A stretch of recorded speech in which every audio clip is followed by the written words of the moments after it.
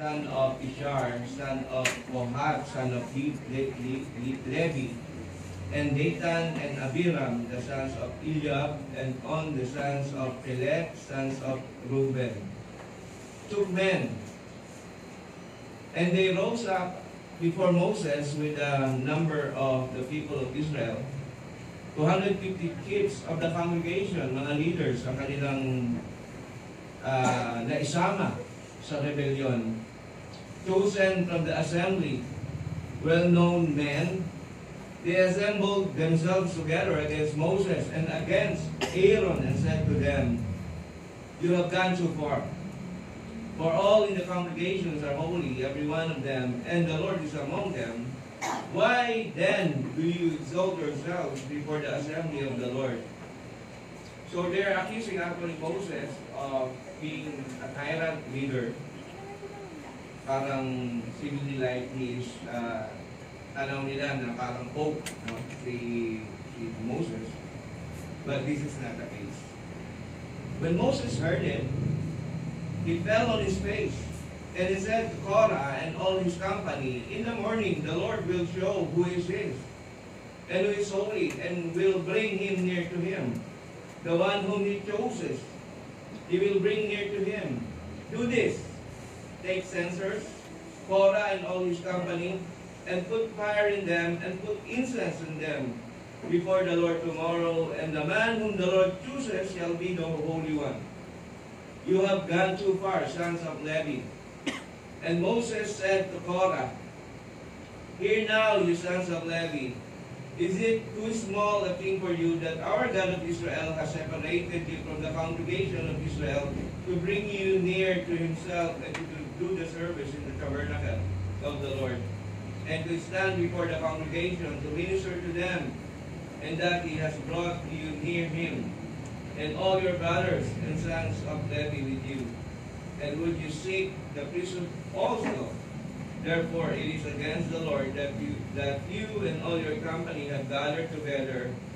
What is Aaron that you grumble against it?" This is the word of the Lord. Amen. Tayo po'y manalangin muli. Father in heaven, bless your words. In Christ's name, amen. Please be seated. Kapirasa lang yung ating binasa, pero dahil masyadong mahaba, ang buong chapter 16 ay bahagi ng ating buo natin na ibigay bilang isang mensahe sa umagang ito. So, ang pamagat natin is actually the rebellion of Korah, or rebellion and redemption. Now, sinabi ng Biblia sa 1 Samuel 15:23, this is referring to the King Saul, si Hari Saul, unang hari ng Israel. Sinabi niya kay Saul, "For rebellion is the sin of divination." Ang pagrebelde ay kasalanan ng tulad ng isang witchcraft, ng isang manghuhula. At sa kanilang panahon, ang witchcraft is punishable by death. So rebellion is punishable by death. Alam nila yan, no? Kapag nagrebelde sila laban sa kanilang leader, kay Moses, kay Aaron, it's actually a rebellion against God. And that rebellion ay may penalty ng kamatayan. At sabi doon sa verse 23 pa, "And presumption," meaning stubbornness, katagasan ng kanilang ulo, "is as iniquity and idolatry." Now, rebellion directly connected to presumption of or stubbornness. Kapag ang isang taong nagre-rebelde, matigas sigurado ang puso. Walang rebelde na hindi matigas ang puso. Ang Bible mismo nagsasabi, ang mga taong nagre-rebelde na katulad nito ay may katigasan ng puso. And in that reason, sabi ng God in the Bible, because you have rejected the word of the Lord, He has also rejected you from being king. Sabi niya kay Saul. So rejection of God's word is actually God will reject him. Now, the sin of rebellion equates with rejection. Kapag ang isang tao nagrebelde, is actually saying that he is rejecting Christ. This morning, we will talk about the rebellion of Korah and how Moses and God reacted from them. That's why we have 3 points today. The rebellion of Korah, the reaction of Moses and the redemption of God. Now, beginning with chapter 15, verses 1 to 5, sa verse 1, or chapter 16, verses 1, verse 1, sabi dito, now Korah, the son of Izhar, son of Kohath, son of Levi, so he's a Levite, and Dathan and Abiram, the sons of Eliab, and on the son of Pelet, sons of Reuben, one of the 12 tribes, took men. So itong mga taong ito, kumuha ng mga tao, and they rose up before Moses with the number of the people of Israel. At kumuha sila ng 250 na mga leaders. Na nakahakot sila ng mga leaders, no? So we can see how very influential si Korah. Yeah. And the 250 chiefs of the congregation, chosen from the assembly, are well-known men. So yung mga nag-rebel laban kay Moses, these are not ordinary people. They are leaders. You know? Mga leader ito, magagaling, they are very well-known, they are very influential.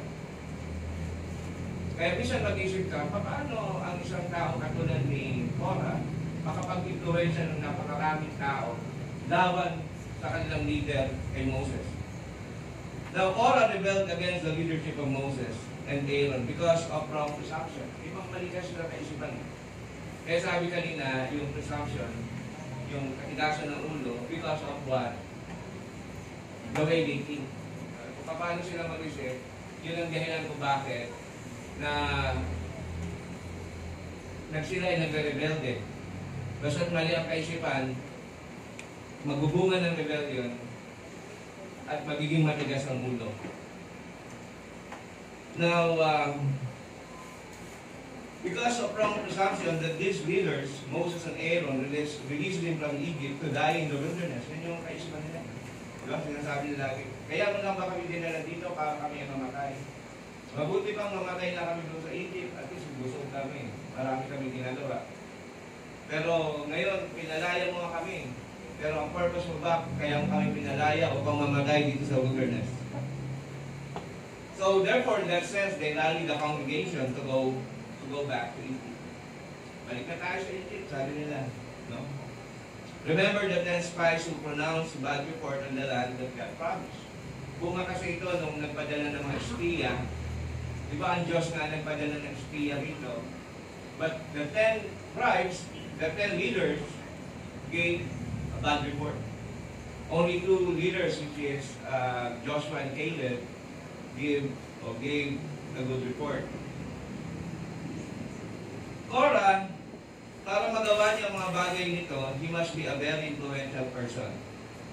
Together with these 2 allies from the tribes of Reuben, Dathan, and Abiram. Walang makakakonbinsi ng 250 na leaders to go for them and against the leadership of Moses unless the person is very influential. Ang isang taong hindi ma-influensya, hindi kaya influensya ng mga leaders. Only a person which is very influential can influence others. No one can rise up a rebellion to succeed unless they are fighting for a certain cause. Siyempre, para mas lalong makatotohanan ito, meron tayong ipinaglalaban in order to convince people to rebel against the leadership of Moses. Kung natatandaan pa natin ilang EDSA revolution ang nangyari, I think 2 nag-succeed dito. And kung bakit ito nag-succeed is because the person must be very influential, very well known, and secondly, they are fighting for a good cause. Kasi kahit ma-influensya ka, pero kung wala ka pinaglalaban, baliwala yun, hindi susunod sa iyong tao. That's why I think yung EDSA 3 ay nag-fail. Because this time, people are fighting for good cause. And a good timing is necessary, particularly in a political event. May timing na influensya yung tao, may pinaglalaban, at merong timing. Kasi kahit may pinaglalaban ka, pag mali timing mo, hindi mo siya succeed. In that reason, yung EDSA 1 ay naging successful in a sense na pagkasin sila sa Ferdinand Marcos.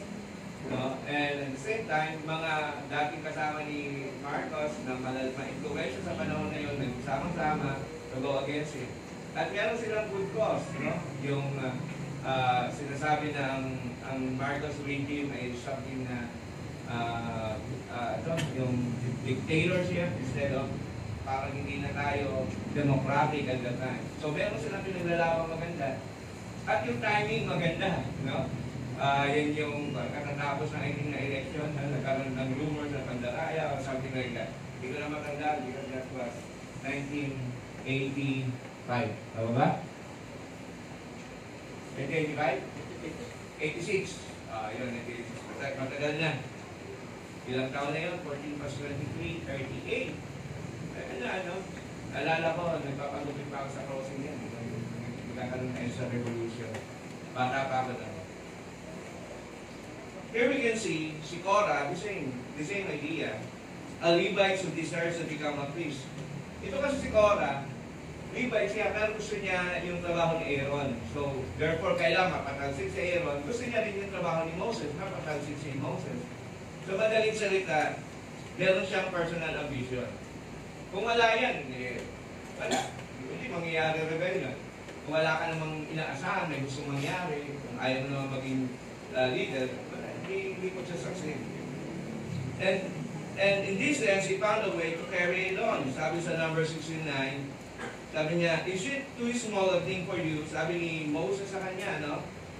Is it a small, maliit pang bagay na ikaw, that God of Israel separated you from the congregation of, inordain ka nga eh, to bring you near to Himself into the service in the tabernacle and to stand before the congregation to minister to them. And that He has brought you near and all your brothers, the son of Levi, with you, and would you seek the priesthood also? Levites ka na nga, may ministry ka na, maayos yan yung pagkakatawag sa inyo ng Panginoon, and yet gusto mo pang maging priesthood. No? Not only to be like Aaron, tingnan mo yung klaseng pagkatao ni Korah, yung kanyang leadership. Meron siyang ambition, pero ito ang panawagan ng Diyos sa kanya, gusto niya mag-step over sa another na panawagan na hindi naman siya tinatawag ng Panginoon doon. Pero gusto niyang mangyari yon. So gagawin niya ang lahat. Not only to be like Aaron, but like a leader like Moses to lead Israel back into Egypt. Seemingly, they have a good cause. Meron naman talaga sila pinaglalaban. And that is to save Israel from being killed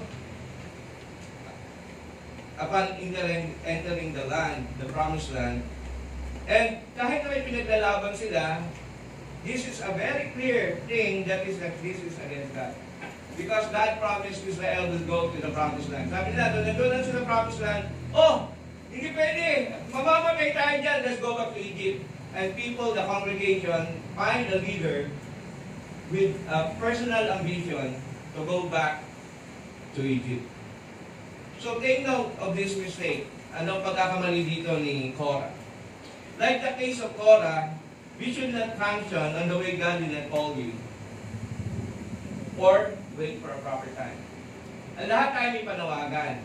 Kung ito ang tawag sa iyo ng Panginoon, maging faithful ka sa panawagan ng Diyos sa iyo. No? Iba't ibang panawagan, kung ang kamay ay magpapangsyon bilang mata, hindi pwede. Or wait until the time na tawagin ka ng Diyos sa isang posisyon na para sa iyo. Pero hanggat hindi ka pa tinatawag dyan, stay in that position and be faithful to God. Dahil kung hindi, magkakagulo. Just like the leadership of gusto niya, may ambition siya, gusto niya maging leader, gusto niya maging priest, at hindi pa panahon, at baka hindi rin ibigay ng Diyos sa kanya, nakadepende sa Panginoon yan. No? Maghintay ka. At kung sa panahong ito ang katulad nung kay Korah, maging tapat siya dapat sa Diyos doon sa panawagan na ibinigay sa kanya. Magkaiba sila ni David. Si David, he was still young when God called him as a king. Pero hindi niya pinilit. Kasi kung he was being anointed as king, darating ang panahon, ilalagay din siya ng Diyos bilang isang hari. Hindi niya pinilit ang sarili niya to be something or to be someone na hindi pa niya panahon. Though he was being anointed, appointed by God at the earth age. So anong meaning nito sa atin? Tayong lahat dito may panawagan ng Diyos. Now, particularly yung mga tao na nawa, one day that God will call you here in the church or in the denomination na maging isang pastor, elder, no? Para makapaglingkod sa simbahan. Pero kung ikaw ay isang elder, stay and work as an elder. You cannot function as a deacon. Though ang elder pwede maging deacon. No? But deacon cannot be an elder. But kung ano ang panawagan ng Diyos sa iyo, stay and be faithful. Because if God will call you to become a minister, then one day God will call you. But for a day, for a time, maging faithful ka doon sa mga bagay na pinagagawa sa inyo. And Korah failed sa ganitong larangan. In the ministry, be faithful where you are at right now. But Korah wanted the leadership. God called him as a Levite and not priest. But God called Moses to lead Israel and not Korah.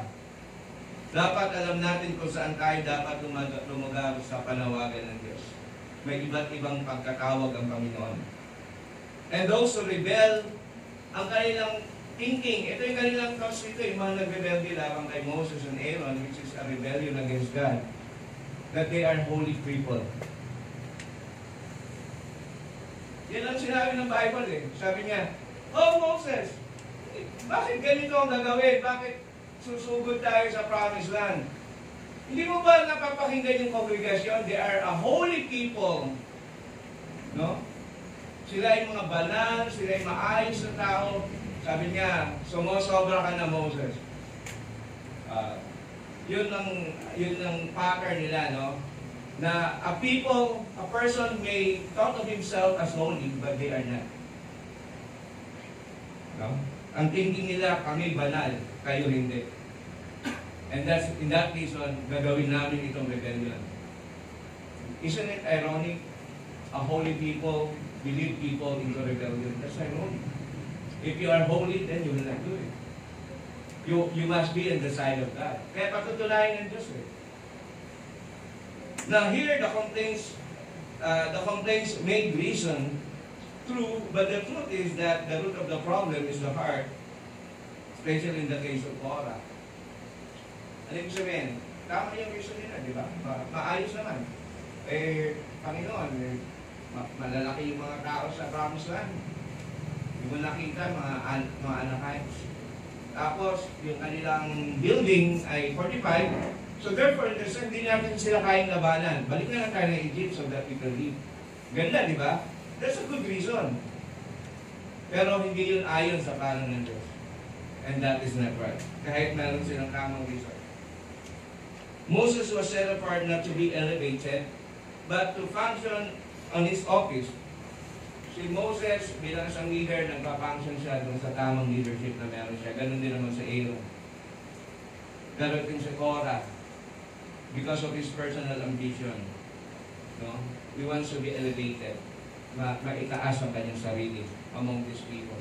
Pero mo, parang yung function ni Moses at function ni Aaron, siya ang gaganap. You want to become a priest. As well as, in some sense, a king. Kaya sabi niya, Moses, ikaw bang magiging prince namin? Kung paano maging prince of Egypt ka, then hindi magagawin mo sa amin? You will lead us sa ano na yan? So, ganun ang pangyayari. And these people would like to become a leader, but unlike Moses, kailan niya nung nagsisimula, look at the attitude. Si Moses, ang tinawag ng God, sabi niya, hindi ako karapat-dapat. Kaya nga, kinuha si Aaron as bilang tagapagsalita niya. Pero hindi ako karapat-dapat. Diba? Ganyan tama yung leader. Hindi parang ipipilit niyo yung sarili mo. Ako ang leader, ako ganito, therefore alis kayo. No? Ang totoong leader, katulad ni Moses, that he humble himself before God, I'm not able, no? Parang hindi ko kaya, pero I'm willing to sacrifice, I'm willing to follow God. So the timing of Korah is good, no? Meron siyang pinaglalaban, and the timing is good. Ano yung timing dito? Katatapos lang nung natakot ang buong congregation kasi sinabi nung sa 12, 10 ang nagbigay ng bad reports at ikinalat ito. So natakot sila. So kaya makita mo, gaano karami ang congregation na sumama sa kanila. 14,770. Aside from the 250 leaders, aside from the top 3 leaders, si Korah at yung mga anak, mga inapo ni Ruben. Ang dami. Sa konting panahon na pagkaisa-isa na, napagkatagpi-tagpi nila, nag-usap sila, nag-meeting sila to go against Moses. Pero now, ang Diyos nakialam. Ang unang-unang, ang reaction ni Moses dito is to pray, to ask God. No? Ang mga taong ito, they have this short memory. Kaya in that sense, parang tayo rin, katulad din nila. No? Ang short memory nila dito, nakalimutan nila, for only 2 years, na umalis sila sa Egypt. Nakalimutan na nila yung ginawa ng Panginoon sa Egypt. Yung pag-send ng 10 plagues. Nakalimutan na nila yung parting of the Red Sea. Yung Red Sea na humiwalay. Nakalimutan na nila sa umaga, sa gabi, pinoproteksyonan sila ng Panginoon. No? Sa init ng araw, sa lamig ng hangin sa gabi, pinoteksyonan sila sa mga ahas, sa mga scorpions, walang maano sa kanila. God provided food. Lahat na lang ibinigay sa kanila, and yet, ngayon, yung short memory nila, nakalimutan nila ang lahat ng mga bagay nila because of this fearful thing na nakita nila doon sa land of promise. And now they want to go back. Diba, pag mga tayo gano'n eh, I'm sure lahat tayo nakaranas ng biyayang grabe ng Diyos sa buhay natin. Kung paano tayo kinuha ng Diyos mula sa kadiliman, mula sa makasalanan nating buhay, and now, naging Krisyano tayo, na-born again tayo. No? Nagpapasalamat tayo sa Panginoon. And yet, pag dumating ang problema natin sa buhay, paano natin naharap ito? Nakakalimutan natin minsan, ang Diyos nga pala sa nakaraan ginawa niyo sa akin to. Ang Diyos nga pala sa nakaraan ginawa niyo sa akin to. Ang Diyos nga pala sa nakaraan ginawa niyo sa akin to. Kung ginawa niyo noon, gagawin pa rin ng Panginoon. That's great. Pero minsan, short ang memory natin. Bawat problema, nakakalimutan natin. Salamat na lamang sa Panginoon dahil tapat siya sa atin. Sa mga panahon tayo ay nagda-doubt. Sa mga panahon, kasi maraming Christian doubters. Isa sa mga napag-usapan namin yan last Friday. Mas kami ni City, kayo na. Kami si Russell, ay yung mga nagda-doubt po ba? Yung minsan, parang ayaw mo naman maniwala sa Panginoon. Is it, kumbaga parang, anong masasabi niya, Pastor? Maraming Krisyano nag-doubt sa God. No? Simon, no? Sino pa? Many of them, even Peter, no? Simon the doubter. Noong mga panahon na si Jesus Christ was on the cross, they doubted. Even John the Baptist doubted. Sabi niya, ikaw ba talaga ang Kristo? Diba, nakakulong na siya, ibibeheaded siya, tapos nagpadala siya ng mga tao. Ikaw ba talaga si Kristo? Sometimes we doubt things. And minsan, kapag dumating tayo sa mga problema ng buhay, another question na binigay sa akin nung last Friday, yung mga nadidepress. Kasalanan ba ang ma-depress? In some sense, yes. Pero lahat tayo bilang isang Kristiyano, dadaan tayo ng depression. Ang dami kayang Bible character na na-depress. Just like si Elijah. Katatapos lang ng kanyang battle against Ahab and Jezebel. Pero kinabukasan, sabi niya, gusto na mamatay. Pero after some victorious thing that happened in his life, afterwards, gusto na mamatay. Look at what happened to, I think, is sino yung sa Nineveh, si Jonah. Diba the same thing din? Ang dami kayang mga Bible character, pagkatapos na makilala nila, makita nila ang ginawa ng Panginoon sa kanila, and then afterwards, gusto na mamatay because they are really depressed. Okay? So, depression is a sin in a sense, because at times, we do not trust God. Pero dahil sa faithfulness ng God, dinadala niya tayo doon sa pag pinapaalala niya sa atin. Teka muna. Nakalimutan mo na ba kung ginawa ko sa iyo noon? Nakalimutan mo na ba yung mga pangako ko sa iyo? Nakalimutan mo na ba yung Word of God? I promise you something that I will do because we know that God did not change or will not change. Ang Diyos na sinasamba natin din nagbabago. At kung pangako niya, gagawin niya sapagkat tapat siya. Kaya marami tayong katulad din tayong ng mga Israelita, short ang memory. Marami tayong nakalimutan. Yung mga gratitude lang natin ako, karanasan ko yan sa buhay ko. Maraming tao natulungan. Ito yan, marami na lang akong natulungan sa buhay. Marami akong mga pinagpipunan din ng mga oras. Binigay ko ang mga panahon ko, mga oras ko, pagtsatsaga ko. And then later on, nakakalimutan ng mga tao dito, nga pala, nung nakaraan, we're good. Nakaraan, okay tayo. Nung nakaraan, tinulungan mo ako. Nakaraan, nakakalimutan. Kasi very short ang memory ng tao, lalo na kapag masama loob mo. Nakakalimutan natin minsan ang ginagawa ng Diyos sa buhay natin kapag ang puso natin ay clouded, no? Ng mga problema ng buhay, ng mga pagsubok ng buhay. Nakakalimutan natin ng Diyos. Pero, katulad dito na ginawa ni Moses, when ginawa ito ni Korah, tumawag siya sa Panginoon.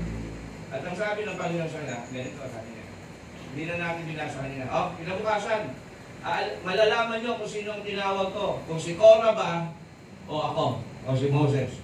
So kinabukasan, nag-gather sila doon sa tent of meeting, o sa tabernacle, sa harapan. At naggawa sila ng mga censer. Yung mga ito, kung kayo'y dating Katoliko, yung mga sakristan, may dala-dala silang pausok. Yan, censer yan. Kasi nilagyan ng insenso. So yung 250 leaders, plus yung tatlong leader, si Korah, yung anak ni Ruben, mga apo ni Ruben, at 250 leaders, kumuha ng censer. No? So nagpausok sila, kasama rin si Moses, si Aaron. Ay, siyempre, ano yan? Kumbaga, yung censer niya yan is actually a picture of being repented or something na atonement, no, ng God sa mga kasalanan ng tao. Tingnan natin, sabi niya, bukas ng umaga, tingnan natin kung sino talaga ang banal at sino ang tinawag ng Panginoon. Now, kinamagahan, nung nandun sila sa harapan ng tent, sinabi ng Diyos kay Moses, lumayo-layo kayo kina Korah. Tsaka yung dalawang leader, lumayo-layo kayo dyan. Anong ginawa ng Diyos dun sa tatlo at pamilya nito? Pinitak niya yung lupa, nalaglag ito, at kinain ng lupa. They were being swallowed by the earth. That is the judgment of God. Ipinakita ng Diyos, hindi sila ang tinawag because God ordained a person, in the person of Moses, para gawin ang lahat ng mga bagay nito. Mahalaga kasi dyan yung ordination. Because they are the one whom God being called. Kung sila man ay tatanggalin ng Diyos, Diyos din na magtatanggal siya kanila, hindi ang tao. Kung katulad ni Korah, meron siya panawagan, matuto siya maghintay, tulad ni David. Pero ang ginawa niya, nag-rebelde sila laban kay Moses. On that reason, ang thinking nila, banal sila, and they have a good cause. Pinaglalaban naman, tunay yung pinaglalaban, at talaga namang parang silang nakakilala sa Panginoon because both of them were being called out of Egypt. Pero on the process, itong grupo na ito, they are not actually faithful to God because what God promised for them to receive the promised land. Pero sila natakot.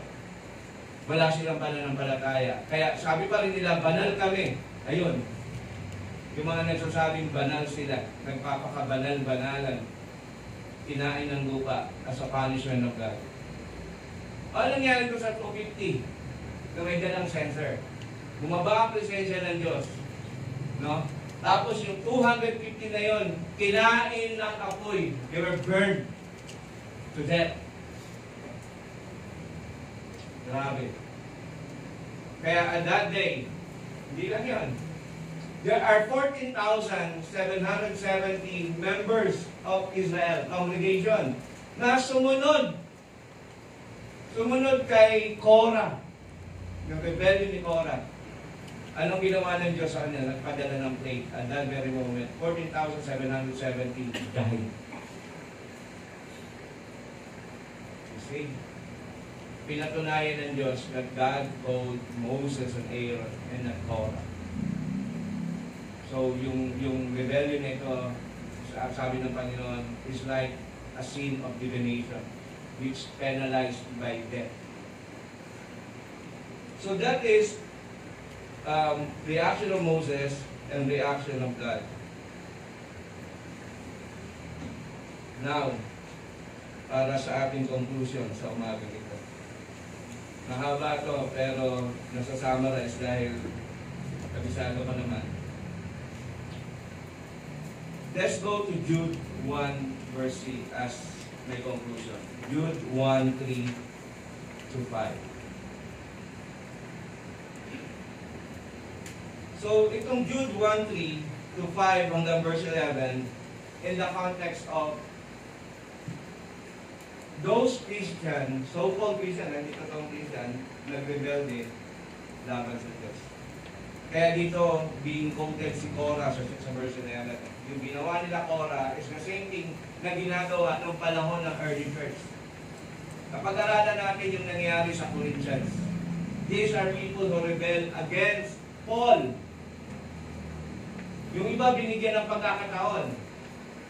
Pero sabi ni Paul doon, babalik ako dyan. Pero ang dala-dala ko na ay yung galit ng Diyos sa inyo. Punishment, judgment. Kaya sabi niya, nagpapasalamat ako, yung nagpadala ko ng letter, na pupunta ako dyan, hindi ako pumunta. Dahil kung ano pa mangyari sa iyo. No, instead na pumunta, nagsend siya ng letter. At yung letter na yon, nagsisiyang yung iba na nubalik kay Paul bilang kanilang leader.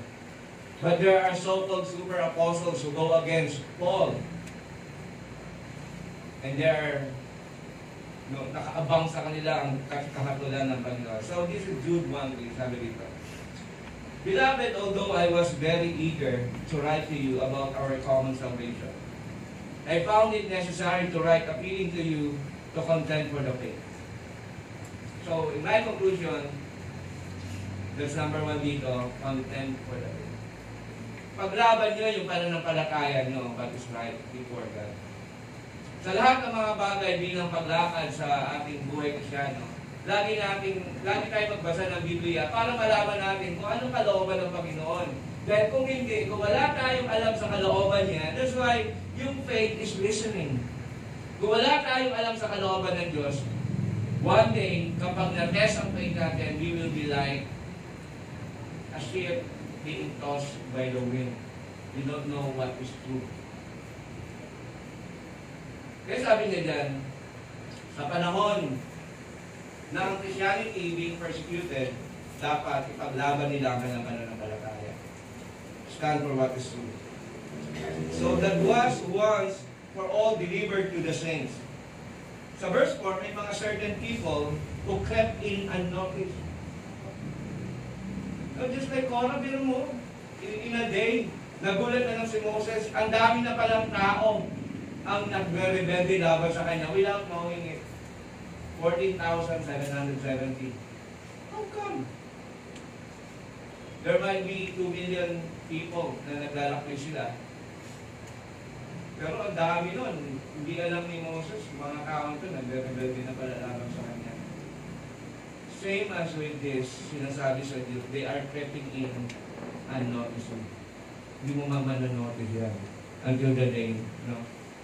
Yung bahay namin noon, there was a time na lumipat kami dito, nag-upa kami, napabayaan yung bahay. Tapos nung napabayaan yung bahay, may mga tumira sa bahay. Nag-creep in and unnoticed. Ano yun? Mga anay. No? Mga kinain niya yung kisame, kinain niya yung ganito. Hindi mo man-notice yan until na lang makita mo masak na pala yung bahay mo. And in the same thing, in the same attitude, merong mga tao katulad niya. They are keeping in unnoticed. Kaya sabi niya, who long ago were designated for this condemnation. Makalungkot ano? The God who is loving and just, in His eternal decree, sabi dito, there are people He designed for that condemnation. Alam ba ng God yung gagawin ni Korah? Yes. O still, sinama siya.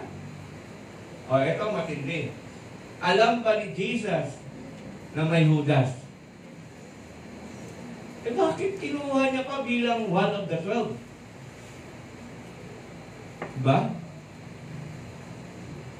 Sometimes we are being kasi, katulad niya. Di siyempre, kung gusto ni Jesus Christ na magaling na leadership, hindi ko kukunin si Judas, alam ko na siya eh. But Judas was being designed for that purpose. Minsan nandiyan ganito eh, yung makasalanang puso natin, di ba sabi sa Romans, pagbigyan ka lang niya, sige, gusto mo yan, gusto mo yan, o sige, gusto mo yan. Itong mga taong ito, gusto nila yan. But we want to go back. We want Cora as our leader. O, gusto mo yan? O sige, bigay ko sa inyo. Di ba? The same principle.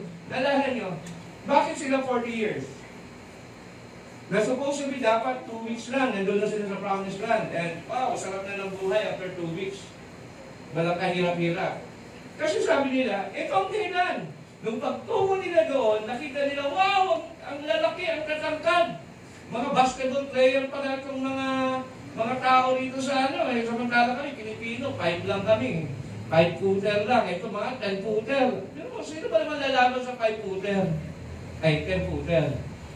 Ang tatangkad, ang lalaki. Alam nyo, hindi mo ka... Kung may isa lang gano'n, lahat tayo lalaban, din natin kaya. You know why? Ang espada niyan, napakahaba.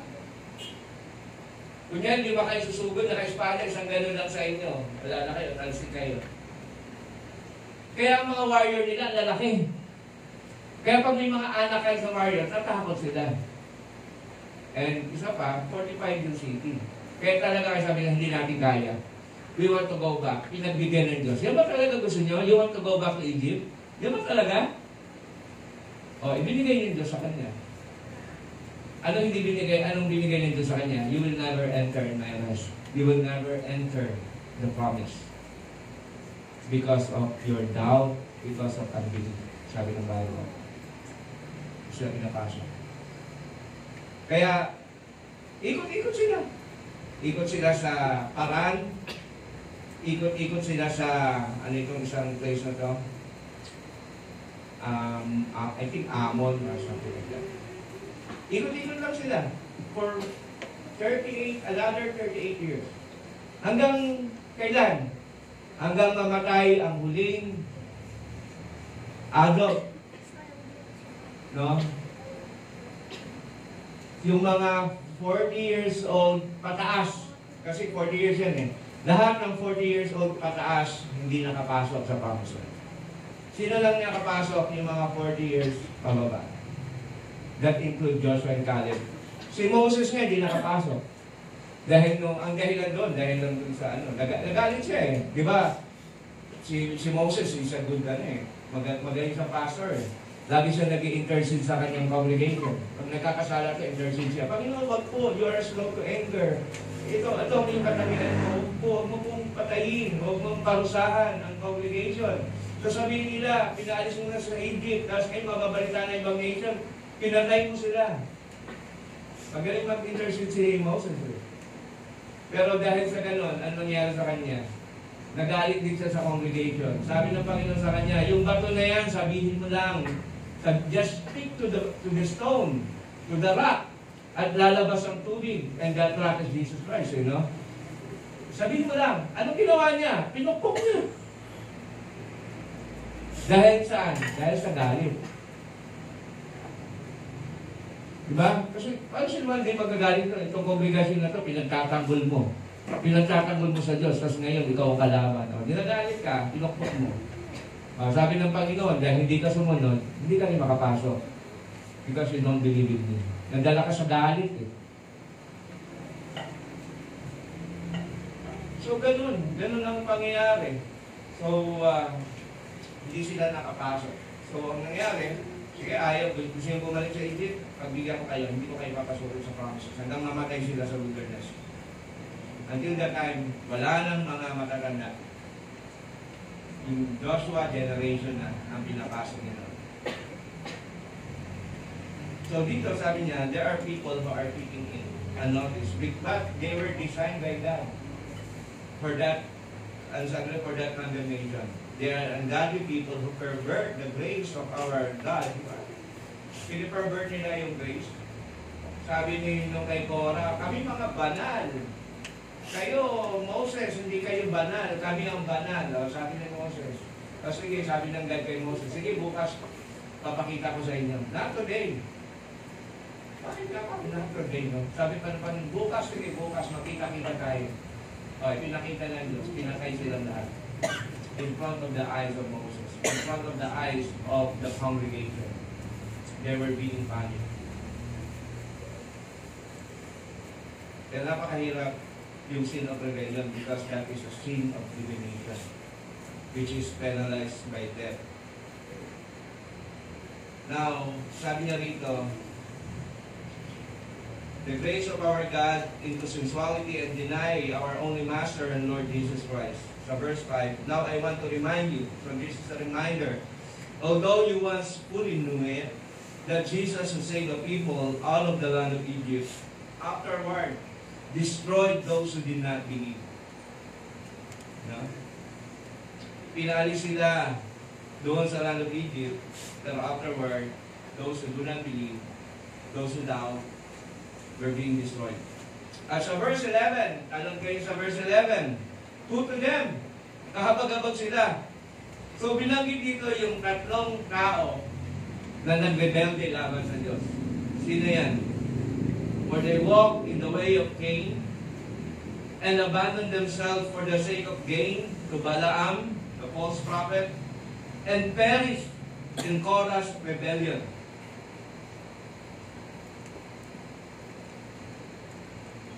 Now,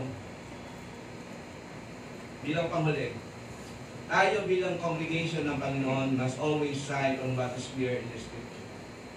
Kung ano ang sinasabi ng banal na kasulatan na klaro, we will always side sa salita ng Panginoon. Whatever situations in life, lagi tayo sa salita ng God. Kaya sabi niya dito, content with the faith. God called Israel in this sense to be beyond the land. It is a clear call from God. Diba? Klaro! God will give you the land. Pero hindi sila nag-content sa faith. There are people like Korah that leads people astray, that lead them back to Egypt, away from God's call. Crept in and notice like Korah, these people may look holy and they feel they are holy and right with God. But Jesus is not their master. They follow their own self instead of contending the faith. And God destroyed them ultimately in verse 5 dito sa Jude.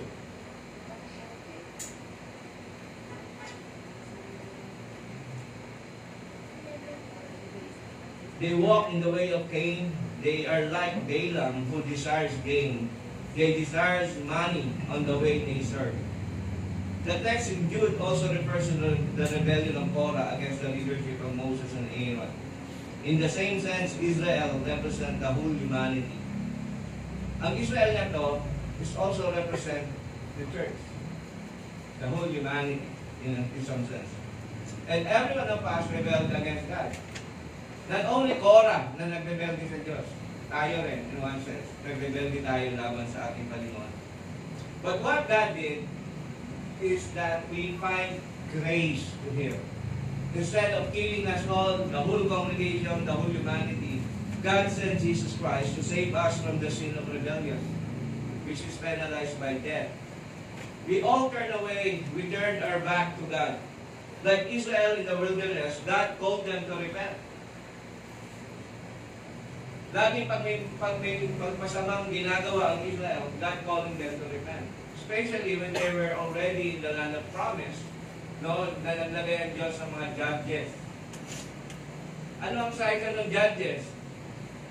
Mapayapa, maglalagay tapos magre-rebelde ang tao, magpapadala ng propeta, magsisisi ang tao. Mapayapa na naman, magre-rebelde na naman ng tao, magpapadala na naman ng judge, magsisisi na naman yung tao, then maayos na naman sila sa Panginoon. 7 cycles sa Book of Judges. Hindi natututo ang tao. They are always area of rebelling against God. Tayo rin, ganun yan. Wala tayong pinagkaiba sa kanila. They always turn their back to God. They turn away. Like Israel in the wilderness, God called them to repent and believe in God. Now we, who are in Christ, ngayon, tayo ay nakikristo na, we must contend our faith. The wilderness church, composed of people that believe and also unbelievers, will also think of themselves as holy, but their actions are away from God. They are false prophets, false brothers, the unbelievers. Today, God calling us to be faithful to God, that release us from the bondage of sin. The Lord asking us, commanding us not to sin, the sin of rebellion. And the Bible said it is a sin of divination that God poured out His life. Galit ang Diyos. Do what is strictly or what is being prescribed by God from the Bible. God gave us the Word. God gave us the Holy Spirit. And we contend with it. So we can see the rebellion of Korah and the redemption of God from these people. Ay manalangin. Dakilang Diyos, we're not different with Korah in some sense, and those people who follow Him. There are times in our lives, oh God, we did not follow You. There are times in the past, oh God, that we rebel against You. We're not good. But thank You, God, for giving us Your Son, Jesus Christ, who died for our sin, who pardoned us from our iniquity and rebellion. Patawarin mo kami, Panginoon. And we pray that we, as Christian, contend our faith. Tumayo kami sa pananampalatayang bigay mo sa amin. Tumayo kami sa pangako mo, Panginoon, tulad ng mga generation ni Joshua and Caleb. Tumatayo sa pangako ng Panginoon. At kung ano man mga pagsubok na harapin namin sa buhay, katulad ng mga pagsubok na hinarap nila, maalala namin, O God, ang iyong pangako sa amin. Hindi ang problema, kundi ang pangako mo. At ito ang tama at dapat. Magtiwala kami sa iyo sa lahat ng panahon. Salamat po, Diyos. Sa inyo po ang papuri sa pangalan ng aming Panginoong Jesucristo. Amen. Magsitayo po tayong lahat.